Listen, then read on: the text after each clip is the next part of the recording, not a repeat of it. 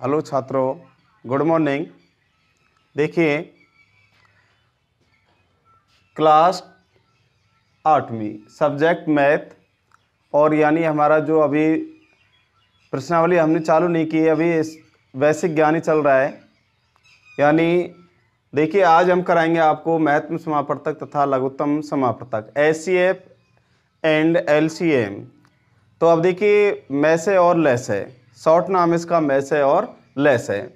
तो इनके बारे में देखिए आपको बताएंगे हम कि मैसे और लैसे क्या होता है। देखिए, इसमें मैसे होती है वह बड़ी से बड़ी संख्या और लैसे होती है छोटी से छोटी संख्या। तो अब देखिए, मैसे बराबर होता है, यानी मैसे की परिभाषा है कि किन्हीं संख्याओं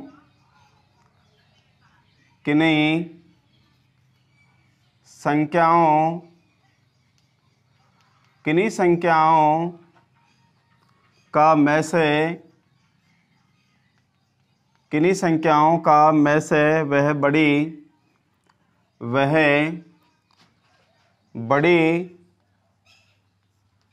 से बड़ी संख्या है, वह बड़ी से बड़ी संख्या है जो दो या दो से अधिक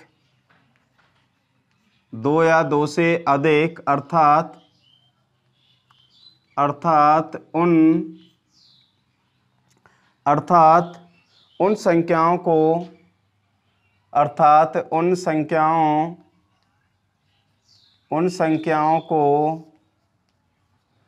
संख्याओं को पूर्णतः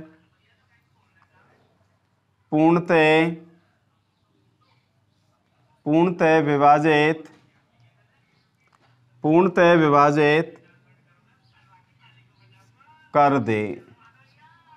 देखिए, किन्हीं संख्याओं का मैसे वह बड़ी से बड़ी संख्या है जो दो या दो से अधिक अर्थात उन संख्याओं को पूर्णतः विभाजित कर दे।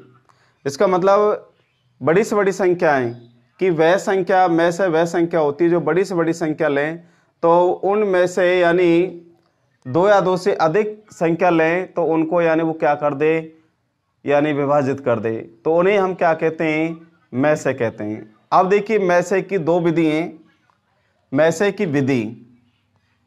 मैसे निकालने की विधियां,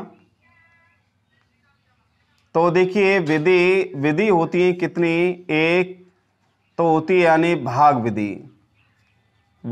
विधि और दूसरी होती है इसकी गुणनखंड विधि। दो तरह से हम यानी इसका यानी मैसे निकाल सकते हैं कि एक तो यानी भाग विधि होती है और एक है गुणनखंड विधि। तो हम दोनों तरह से आपको यानी मैसे निकालना बताएंगे, एक तो भाग विधि से और एक गुणनखंड विधि से। तो अब देखिए, भाग विधि से जैसे हम इसके हल कराएंगे सवालों को, तो अब देखिए इसमें भाग विधि से मैसे, तो भाग विधि से मैसे जैसे हम कराएंगे इनको, देखिए इसमें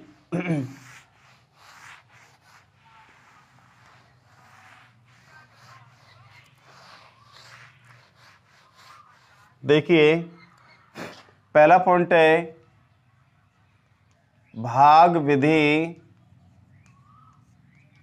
से मैसे, भाग विधि से मैसे करा रहे हैं।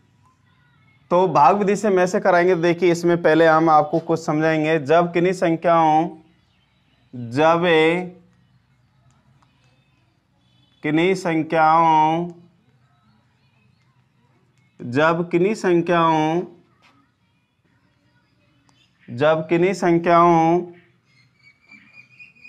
का मैसे निकालना है, मैसे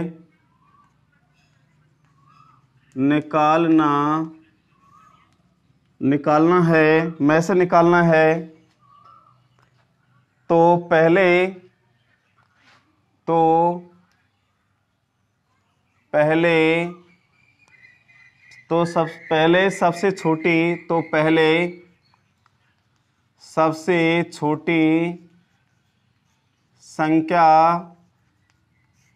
सबसे छोटी संख्या का उससे ठीक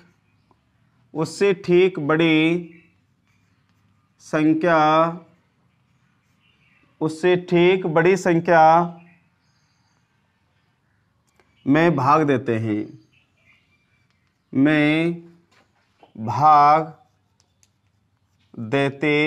हैं।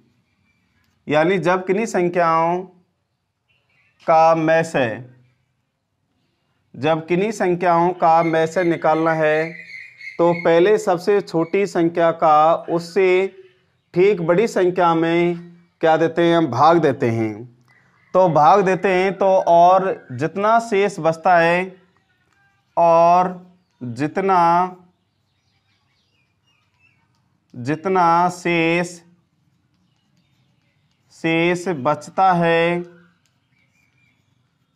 शेष बचता है उसका भाजक में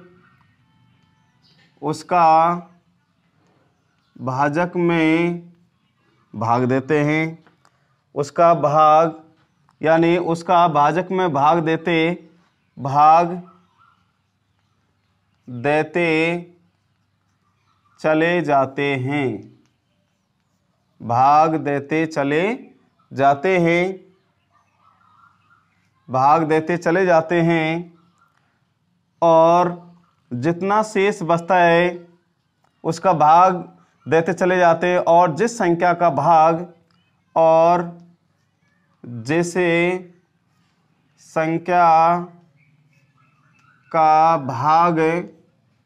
जिस संख्या का भाग पूर्ण चला जाए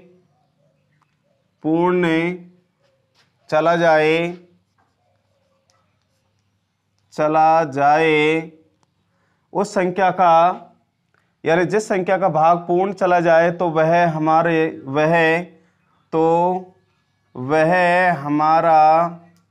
क्या होता है भाई, में से होता है।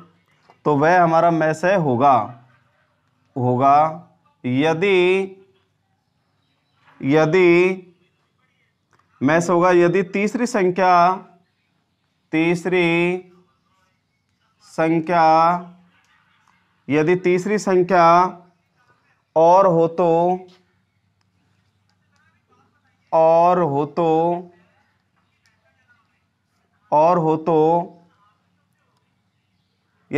संख्या और हो तो प्राप्त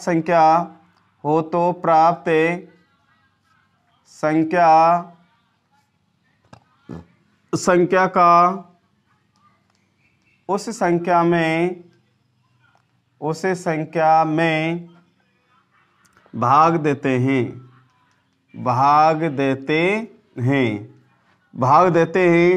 वही प्रक्रिया दोहराएंगे, भाग देते हैं।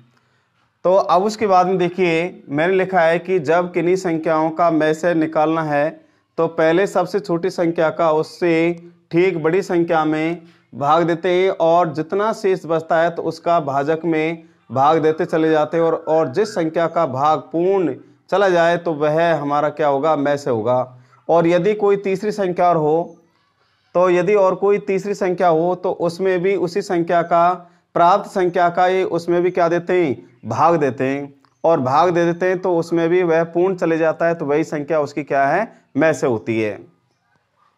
तो जैसे मान लीजिए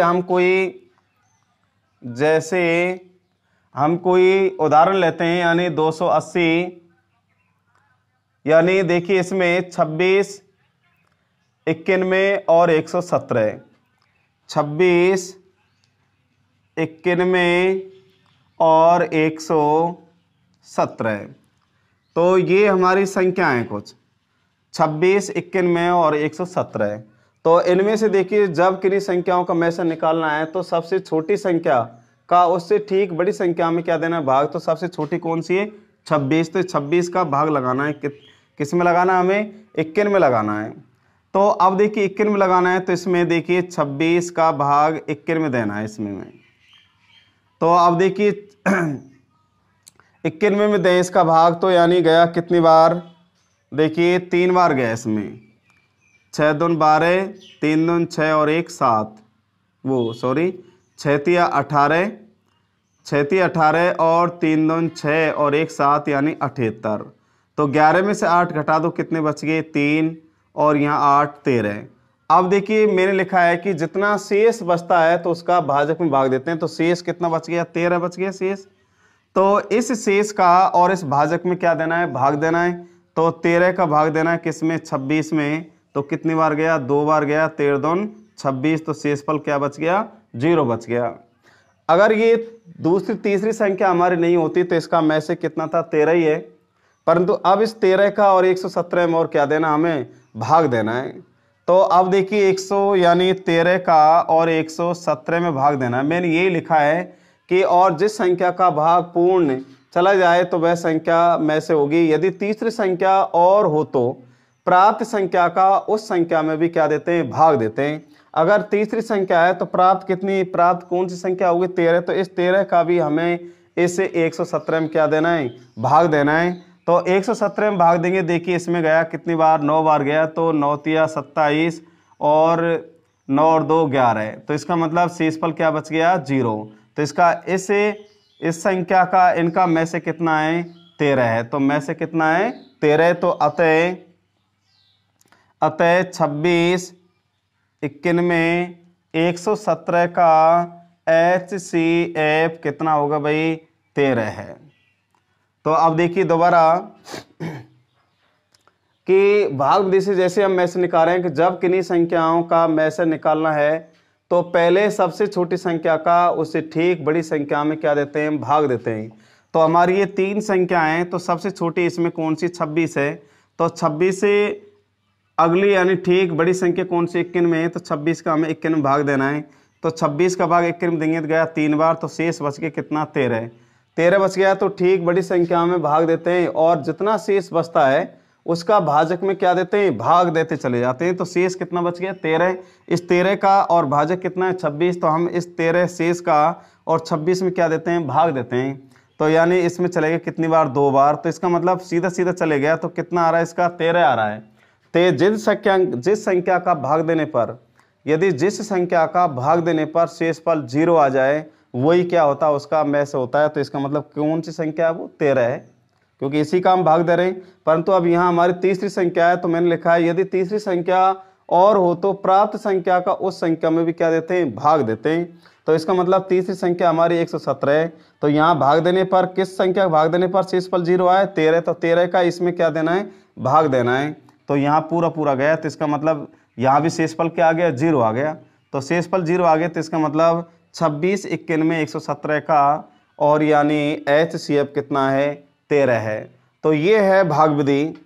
अब देखिए इसी का ये दूसरा सवाल दूसरा उदाहरण, ये तो पहला उदाहरण हो गया, इसका एक दूसरा उदाहरण और देते हैं। देखिए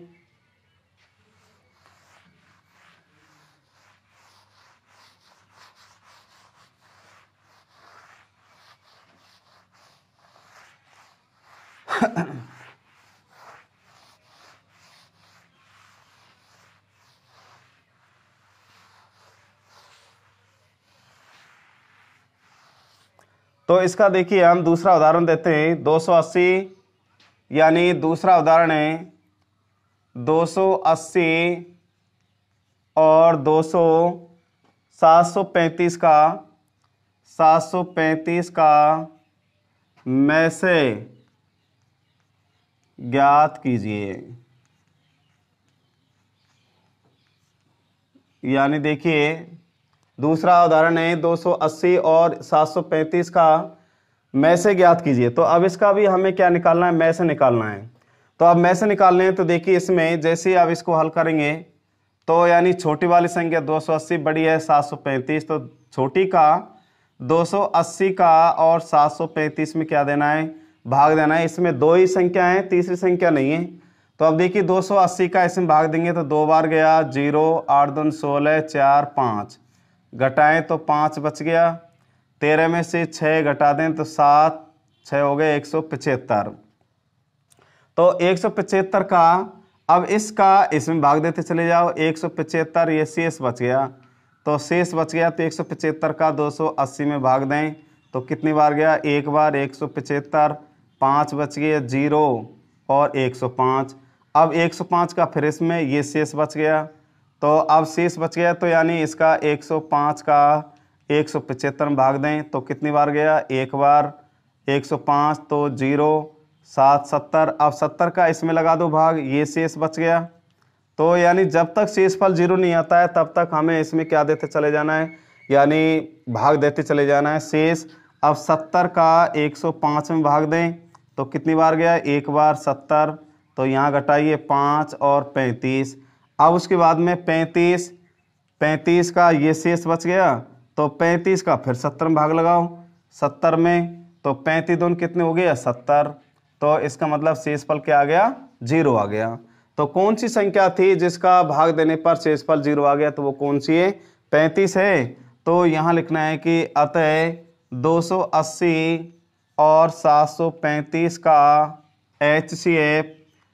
HCF बराबर कितना भाई, 35 है। तो ये क्या है इसका आंसर। तो इस तरह से ये तो हो गई आपकी कौन सी विधि, भाग विधि किसकी, मैसे की। अब देखिए और भी इसके और भी सवाल हों तो आप इस तरह से मैसे निकाल सकते हैं, यानी भाग विधि से। अब देखिए इसकी गुणनखंड विधि, दूसरी विधि है इसकी गुणनखंड विधि। तो मान लीजिए इन्हीं सवाल को देखिए मैं आपको करा रहा हूं, गुणनखंड विधि से कराएं इनको भी, तो भी 35 ही आएगा इसका भी।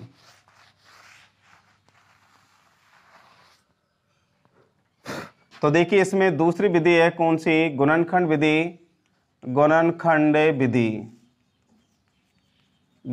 विधि। तो यहाँ देखिए पहला उदाहरण वही ले रहे हैं हम, 280 और कितना भाई 735 का मैस है, ज्ञात कीजिए। वही सवाल है, अभी तो हमने इसको भाग विधि से किया था, तो अब इसके हमने क्या करने हैं अब, यानी देखिए जैसे इसको हल करेंगे हम, तो 280 और 700 कितना भाई 35। तो 280 और इनके हमें क्या करना है, देखिए अभाज्य गुणनखंड करें तो इसमें 280 के अभाज्य गुणनखंड करेंगे तो देखिए 2 का गया इसमें, 2 एकम 2, 4 दूनी 8, 0। 2 गए इसमें 70 बार, 2 का गया इसमें 35 बार, और अब इसमें 5 गया 7 बार, और 7 का गया इसमें 1 बार। तो यहाँ इसके 280 के अभाज्य गुणनखंड कर लिया हमने, 2 2 2 5 और 7। इसी तरह से अब 735 की कीजिए। 735 के करें हम तो इसमें गया देखिए 3 3 दूनी 6 और 4 तिया 12 और 5 तिया 15। अब गए इसमें कितनी बार, 5 बार। 5 चौका 20 और 9 पंजे 45। 7 गए इसमें 7 बार और 7 गए इसमें 1 बार। तो उसके बाद में देखिए यहाँ आ गया इसमें 3 5 7 और 7। अब देखिए इनमें जैसे हम इसका HCF निकालें, यानी मैस है, तो मैसे निकालेंगे। देखिए एक तो इसमें 5 मिल गया, दोनों में मिलना चाहिए ये। एक तो ये क्या मिल गया इसमें, 5 मिल गया दोनों में, और एक क्या मिल गया इसमें, 7 मिल गया। तो जो मिल रहा है दोनों संख्याओं के अभाज्य गुणनखंड करें, 2 या 2 से अधिक हों, कितने भी हो, उनमें सब में मिलने चाहिए संख्या। जो मिल रही होती है उन्हीं को लेते हैं, और जो नहीं मिल रही है उसको नहीं लेते हैं हम, किस में, मैसे में। तो एक तो मिल गया इसमें 5 और एक मिल गया कितना, 7, तो यानी 7 5 35। तो इसका मैसे कितना है भैया, 35 है।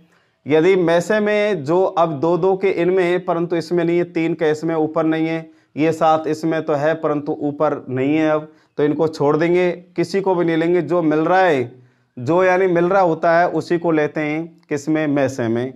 अब मान लीजिए जैसे दूसरा उदाहरण है, अभी मैंने आपको यानी दूसरा उदाहरण कराया था, यानी 26 और यानी 91 और 117। तो अब मान लीजिए इसके भी हम जैसे अभाज्य गुणनखंड करें तो इनका भी का मैसे निकालिए। क्या निकालना है भाई, मैसे।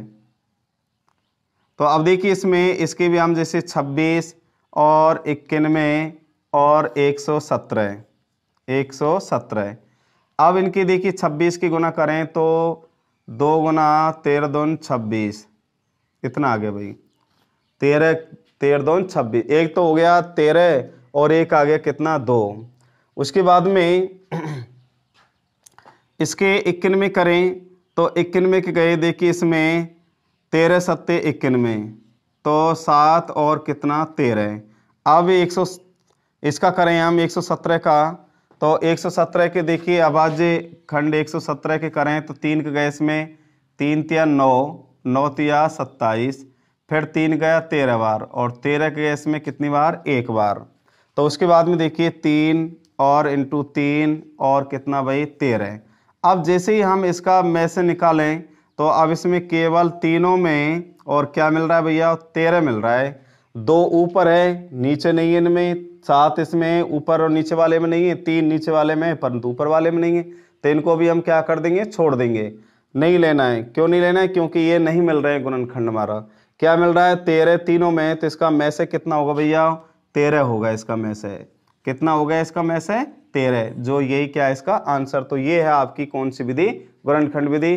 तो हम इस प्रकार से और भी बहुत सारे सवाल कर सकते हैं भाग विधि से और यानी गुणनखंड विधि से। आपको यानी देखिए ये में से और ले से यानी ज़्यादातर तो ये चौथी पाँचवीं से चालू हो जाते हैं, परंतु आपको ज़्यादातर यानी काम आते हैं किसमें, ये छठी सातवीं आठवीं और आगे भी 9वीं 10वीं तक चलते रहते हैं। प्रश्नावली में ये प्रश्नावली है मैसे और लैसे की, और उनमें पता नहीं कहाँ किस सवाल कहाँ आ जाए मैसे और लैसे का, तो आपको तो याद रखने करने ही हल ये, क्योंकि गणित में होता है यानी इस प्रकार गणित में बेसिक जो ज्ञान होता है वो ज्ञान होना हमें बहुत ज़रूरी है। क्योंकि ये बेसिक ज्ञान हमारे यदि हमारे दिमाग में है, बेसिक ज्ञान पूरा नॉलेज है बेसिक ज्ञान का, तो हमारे लिए गणित के क्वेश्चन हल करना आसान है। हम होशियार होते हैं कब, जब हमारे यानी गणित का बेसिक ज्ञान हमारा मजबूत है।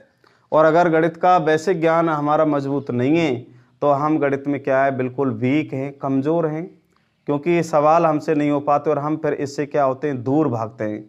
जबकि दूर भागने का मतलब नहीं है, हमें ये हल करने समझने अच्छी तरह से।